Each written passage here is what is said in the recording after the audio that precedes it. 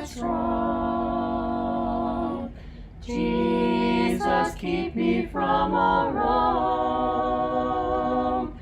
I'll be satisfied as long as I walk, dear Lord, close to Thee. Just a closer walk with Thee. Grant it, Jesus, is my plea. Daily walking close to Thee. Let it be, dear Lord, let it be.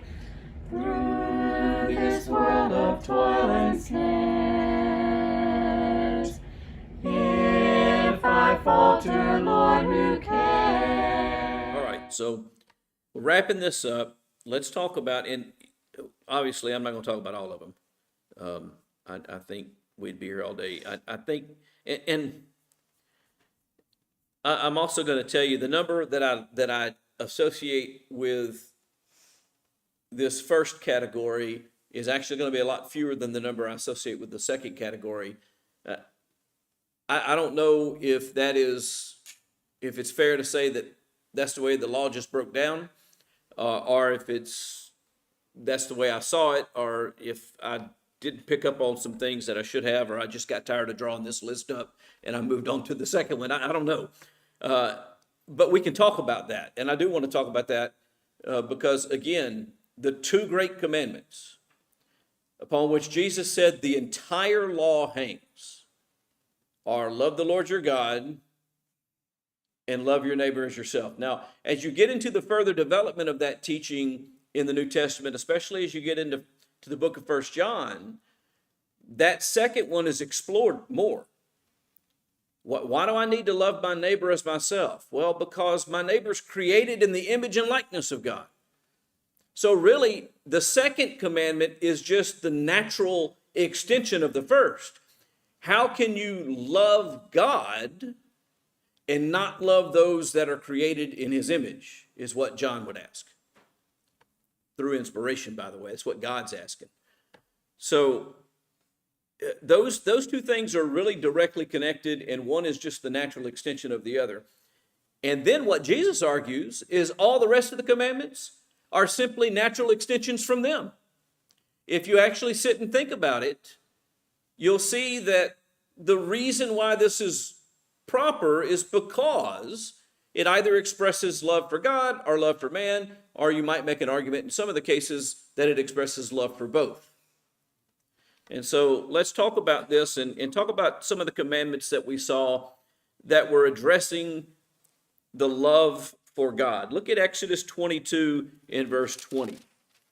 In Exodus 22 and verse 20, we saw that there was a death penalty upon anybody who sacrificed to any god other than the Lord alone. Now, that sounds pretty drastic. Why is that just? Well, because of love for God.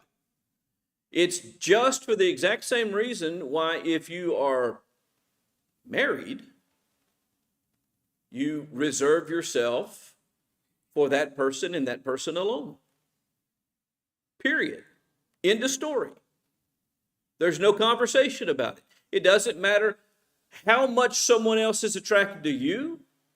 It doesn't matter how much you're attracted to someone else. The only right thing to do is to honor the relationship. Why? Because you should love your wife. And if you look at Ephesians 5, that type of love that we should be familiar with and understand because we see it around us all the time is exactly the type of love that God uses to help us understand how he looks at his church. So why the death penalty for sacrificing to other gods? Because of the deep love and respect that we ought to have for our Creator. And when you think about that, and then you look at things like, okay, Romans chapter 1, in which he says, look, you ought to know about God. The existence of God is evident. You can see the existence of God through the things that he has created. And so you're without excuse for recognizing that there is a God. And keep in mind, in Romans chapter 1, he's generally talking about who? Gentiles, who had not received the law of Moses and who did not have nearly as many prophets sent to them as the Jews had. And yet he still tells them that they were without excuse for honoring God, because it should have been self-evident to them that there was a God, and just knowing that there is a true and living God should keep you from doing what? Putting to others the honor that he deserves. So again, to use the marriage illustration, you shouldn't project onto others the appreciation, the respect, the love, and the desire that you should have for your wife. And it's wrong to make that shift and to put, listen, I'll put it like this. Let's imagine for a moment, and well, I'll use my son-in-law first. Let's say Sean gets really, really, really, really lucky, or if you don't believe in luck, he just is that skilled and good at what he does, and he makes a major, major, major discovery and arrest over in St. Martin Parish. And the news is all over everywhere about this crime that's been solved and this person that's been arrested. Only problem is they're giving credit to somebody else besides Sean. Would that be right? Or if Wesley wrote an amazing piece of music and it was getting played all over the world by symphony orchestras, and people were saying, yeah, this is the best thing that's come down the pipe since Mozart. And then they said it was written by Bob Smith. And Wesley would go, oh, wait a minute, that's mine. That's exactly what we have all that stuff for. Because we want to be associated with the things that we do. And we think that we deserve recognition for the things that we do. Well, so does God. It was God who created the world. If we start talking about other things doing that, that's disrespectful to him.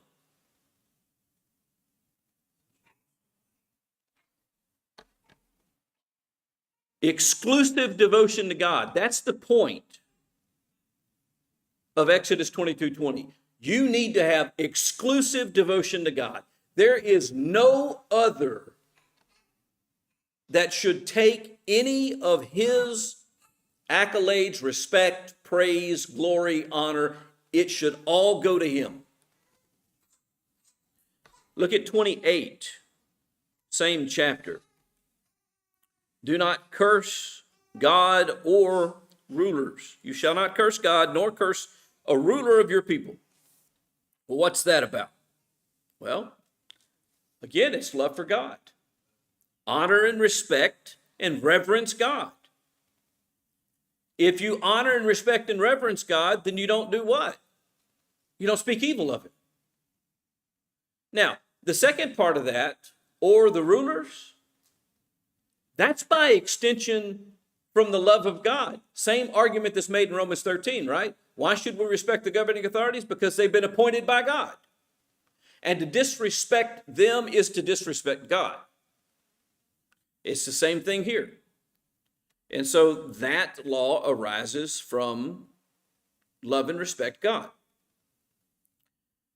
29 and 30, give the firstborn of your sons, animals, and produce to God. What's that all about? Respecting God. More than that, acknowledging God, openly acknowledging God. And specifically, it connects back to his deliverance from Egypt.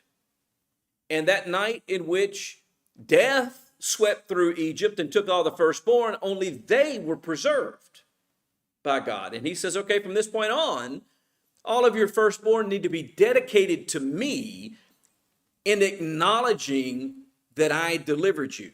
Now, here's the really important part for us. That's all just a shadow of what he was doing through Christ. And so if they owed that obligation to God because of the shadow, how much more do we owe it because of the substance? But we don't acknowledge God as much as we should. And I say that, I know I'm painting with a broad brush. I'm sure that there are people who do.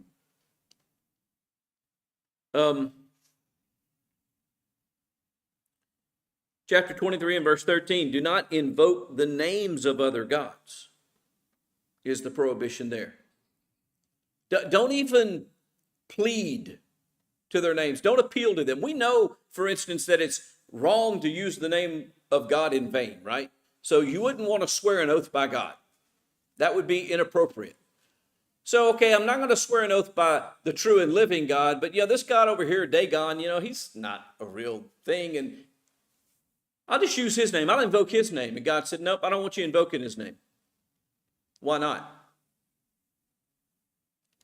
Well, respect for God, loyalty to God. I don't appeal to Dagon for help. I don't swear by Dagon. There's no other thing or no other God. And in fact, again, when we get to the New Testament, at one point, Jesus is teaching and he says that you shouldn't even swear by the temple. Don't just not swear by God. Don't even swear by the temple. Now, there are some other issues about that, and we can talk about that if we're studying Matthew sometime, because I think that's where that appears. But the point is this: our loyalty lies to God alone. We don't invoke God's name because it's disrespectful, and we don't invoke anybody else's name because nobody deserves God's place.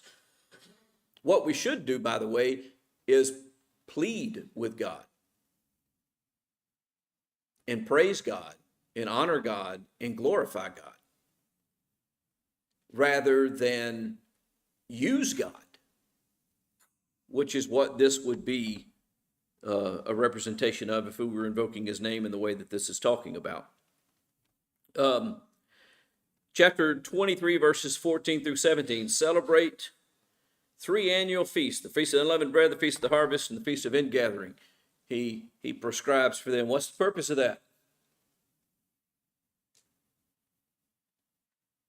Why did he have them do that?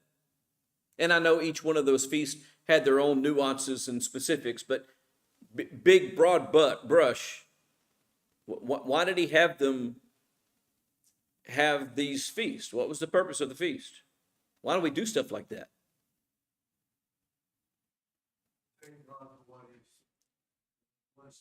Okay, so there's two sides to it. Part of it is kind of memorial to remind us, but primarily it's to do what? It's to praise and to worship. In fact, the harvest is the best example. We actually have a day of Thanksgiving in this nation. And that is supposed to be a day of expressing thanksgiving to God for the prosperity that we enjoy. In other words, recognizing that we don't enjoy prosperity because we're so great. We enjoy prosperity because it's been given to us by God. It's all about recognizing God and focusing on God and keeping before us the things that God has done. The unleavened bread was about the Exodus and the deliverance from bondage in Egypt. That's why they used unleavened bread for that feast, so that they would remember that night when they didn't have time to allow the bread to leaven. The harvest, just, I think, self-explanatory. The ingathering, we're all called together by God. Where'd they come from? Where did we come from? This is the love for God, to worship, to remember his deliverance, to remember his provision. This is more generally talked about in the New Testament as just having this attitude of thankfulness. And be thankful, which should be an expression of our daily life, to offer up thanksgiving for God. But sometimes in the busyness of life, and because we do enjoy getting credit for everything, we sometimes forget that if it wasn't for God, this wouldn't be possible. I wouldn't be who I am. I wouldn't have what I have. The skills that I have, the intelligence that I have, that didn't come from the work of my hand.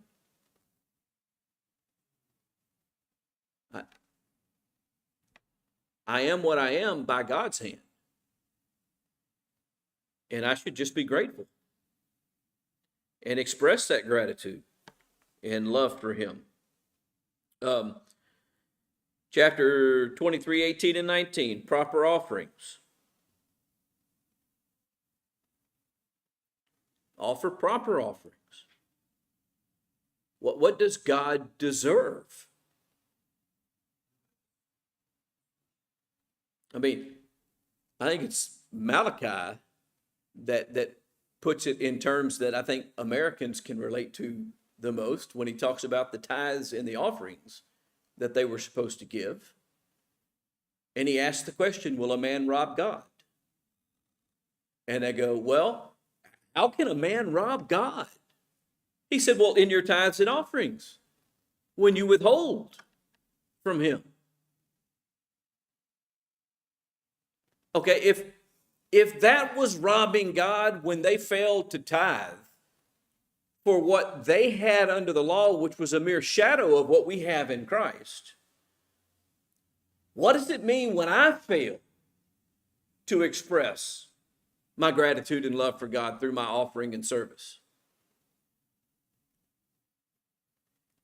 And how many of us, and again, I know I'm painting with a broad brush, and this doesn't describe all individuals, and it probably doesn't describe the individual sitting in the room, so I'm somewhat preaching to the choir, but how many of us go through our life thinking, well, I give God enough of my time. This is my time now. I want to do what I want to do. I don't want to bother with that. Not today. Who says we have to go back on Sunday night? Who says we have to go on Wednesday night? Nobody says we have to. You know what the problem is? We don't want to. That's what the problem is. That's what this is talking about. If I love God the way that I should love God, I should want to express. And I should want to be around his children. Again, I'll pull Hebrews 10 into this, which is a misused passage to a large degree. I should want to be around his children so that I can encourage them and stimulate them and help them better serve God for the sake of God as much as for the sake of them.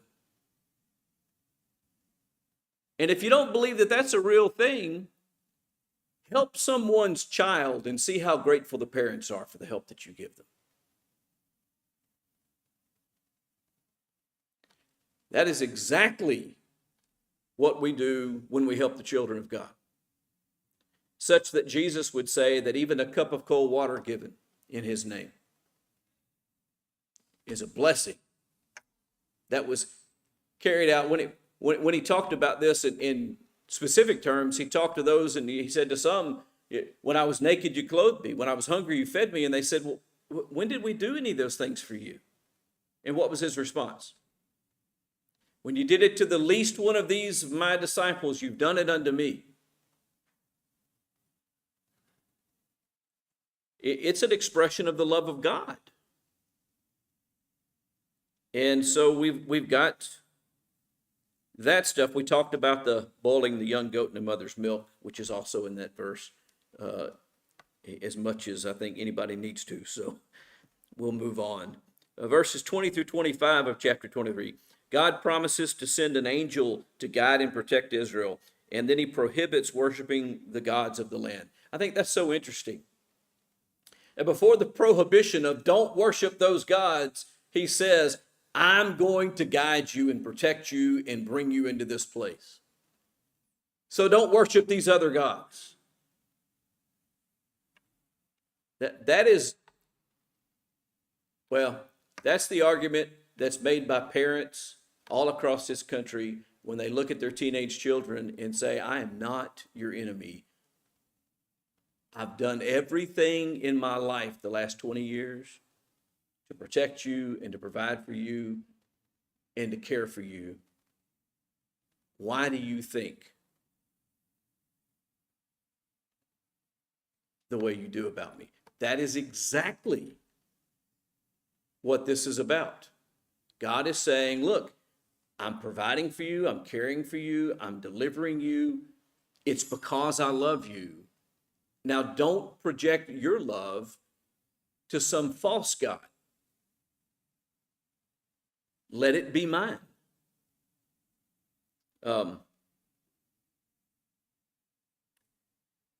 Verses 31 through 33, make no covenants with the inhabitants of the lands or with their gods. Obedience to God's exclusive covenant and separation from idolatry. That's all it is. You know what? If I'm in a covenant relationship with God, I don't enter into another covenant. It's just that plain and simple. If I'm married to my wife, I don't marry someone else. It would be disrespectful to my wife. It ought to be that self-apparent. But you know what? History tells us that it's not that self-apparent. Because it didn't take long before man was taking multiple wives unto themselves and not having the love for the wife of their youth that they should. And God had to give laws about that, telling them to continue to love the wife of their youth and to not mistreat them, to not be harsh. How sad is that? It should be self-evident. If you've gone into a covenant relationship with someone and promised to have and to hold them from this day forward, till death do you part, I'm borrowing modern vows. But you've made that promise to thee and thee alone. Then you don't enter into such covenants with others in the place of. It only makes sense. All these things are ways in which we show our fidelity and our loyalty and our love for God, our faithfulness. That's the word.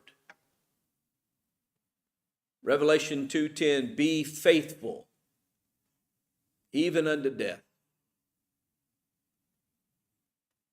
Are we faithful?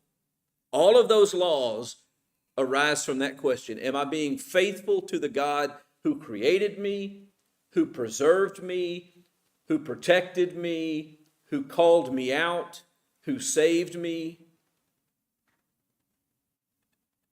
Am I being faithful to him?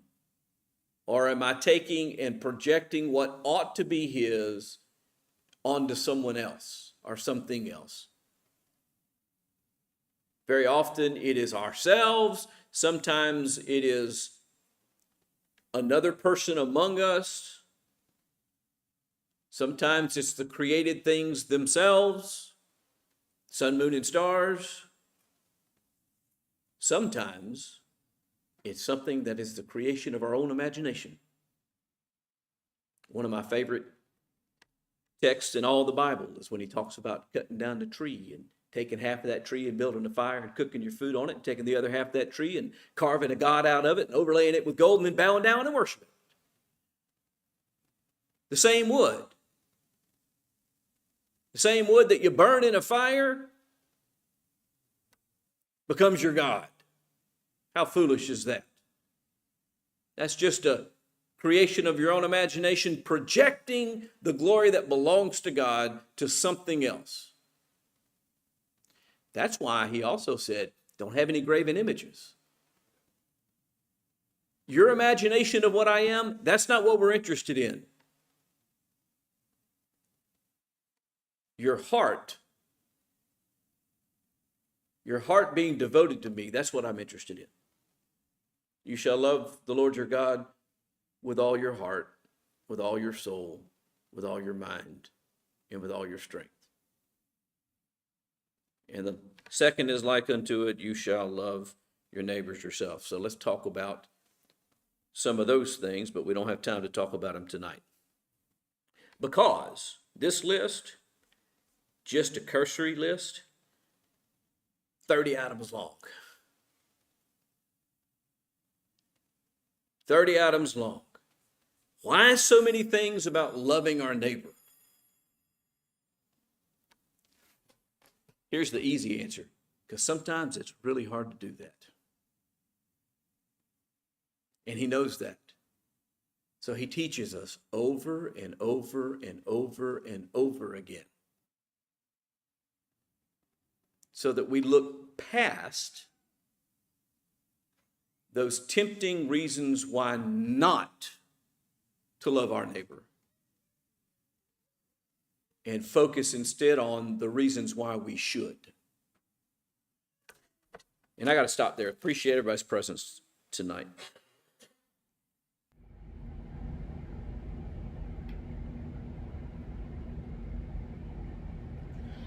I am weak, but thou art strong. Jesus, keep me from all wrong. I'll be satisfied as long as I walk, dear Lord, close to thee. Just a closer walk with thee. Grant it, Jesus, is my plea.